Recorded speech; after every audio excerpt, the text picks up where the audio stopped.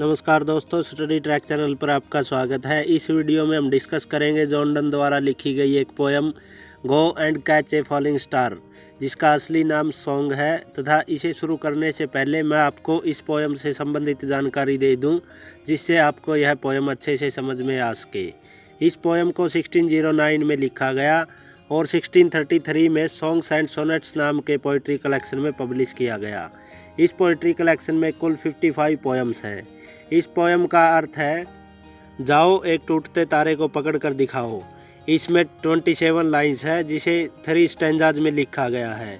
और इस पोएम की राइम स्कीम है A B C D। Poem को हम साथ ही साथ समराइज करेंगे तथा वीडियो के अंत में हम इस पोएम का क्रिटिकली एनालाइज भी करेंगे। तो चलिए शुरू करते हैं। Go and catch a falling star, get with child a mandrake root, tell me where all past years are, or who cleft the devil's foot। इन लाइनों में कवि कहता है कि जाओ और एक टूटते हुए तारे को पकड़ो, और एक मैंड्रेक नाम के पौधे के बारे में कहता है कि जो मैंड्रेक नाम का पौधा होता है उसकी जड़ों ऐसे लगती है जैसे इंसान का शरीर होता है। और कवि कहता है कि मैंड्रेक नाम के पौधे के द्वारा कोई बच्चा पैदा करके दिखाओ, और मुझे बताओ कि मेरे बचपन का समय अथवा बीता हुआ समय कहाँ चला गया, तथा मुझे यह भी बताओ कि शैतान के पैरों को किसने चीर दिया अथवा काट दिया। Teach me to hear mermaids singing, और to keep off envies stinging, and find what wind serves to advance an honest mind. इन लाइनों में कवि कहता है कि मुझे यह सिखाओ कि जो जलपरियाँ अथवा जिनका आधा शरीर मछली का और आधा शरीर औरत का होता है, और वे जलपरियाँ जो गाना गाती है उसे मैं कैसे सुन सकता हूँ।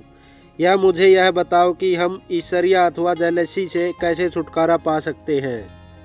और साथ में कवि कहता है कि और एक ऐसा तरीका ढूंढो जिससे कि किसी ईमानदार व्यक्ति को तरक्की करने में मदद मिले। If thou beest born to strange sights, things invisible to see, ride 10,000 days and nights, till age snow white hairs on thee। इन लाइनों में कवि कहता है कि यदि तुम ऐसी अजीब चीज़ें देखने के लिए पैदा हुए हो जो कि अदृश्य है या जिन्हें हम देख नहीं सकते, तो तुम 10,000 दिन और रात लगातार सफ़र करो, जब तक तुम्हारे बालों का रंग सफ़ेद नहीं हो जाता अथवा तुम्हारे बाल बर्फ की तरह सफ़ेद नहीं हो जाते। Thou when thou return wilt tell me all strange wonders that befall thee, and swear nowhere lives a woman true and fair। कवि इन लाइनों में कहता है कि और जब तुम अपनी यह लगभग 27 वर्ष की यात्रा करके वापस लौटोगे, तो मुझे तुम यह बताना कि तुम्हारी इस इतनी बड़ी यात्रा के दौरान, जिस यात्रा के दौरान तुम्हारी पूरी जवानी बीत गई तथा बुढ़ापा आने लग गया है, तो इस दौरान तुमने कितने अजीब अजीब प्रकार के अजूबे तथा चमत्कार देखे हैं। और मैं इस बात की कसम खाता हूँ कि तुमने इस 27 वर्ष की यात्रा के दौरान कभी भी एक ऐसी महिला को नहीं देखा होगा जो महिला सुंदर भी हो और साथ में वफादार भी हो। कोई कहना चाहता है कि जो महिला सुंदर होती है वह कम ही वफादार होती है। If thou find one, let me know, such a pilgrimage were sweet, yet do not, I would not go, thou at next door we might meet। इन लाइनों में कवि कहता है कि यदि तुमने ऐसी एक औरत को भी ढूंढ लिया जो सुंदर भी हो और वफादार भी हो, तो तुम मुझे इस महिला के बारे में ज़रूर बताना, क्योंकि अगर तुम ऐसी औरत के पास पहुंच गए तो तुम ये समझना कि तुमने अपनी तीर्थ यात्रा को पूरा कर लिया है। उस औरत के बारे में पता चलने के बाद भी मैं उस औरत से मिलने नहीं जाऊंगा, चाहे वह महिला जहां हम मिलेंगे उससे अगले घर में ही क्यों न रहती हो। Thou she were true when you meet her, and last till you write your letter, yet she will be false ere I come to 2 or 3। इन लाइनों में कवि कहता है कि जब तक तुम ऐसी औरत से मिलोगे तथा ढूंढोगे, तब तक तो वह सुंदर तथा वफादार होगी, लेकिन जब तुम मुझे उस औरत की सुंदरता और वफादारी को लेटर के द्वारा बताओगे और जब तक वह लेटर मेरे पास पहुंचेगा और फिर मैं यहाँ से उस औरत को मिलने के लिए चलूँगा, तब तक वह औरत भी बेवफा हो चुकी होगी, जिसने 2 या 3 लोगों के साथ बेवफाई कर चुकी होगी।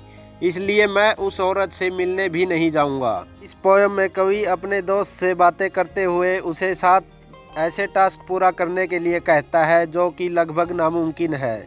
इस पोयम में कवि औरतों की बेवफाई के बारे में बात करते हुए कहता है कि किसी भी सुंदर औरत का बेवफा न होना किसी अजूबे से कम नहीं है। यदि कोई औरत सुंदर तथा वफादार है तो वह एक अजूबे के समान है।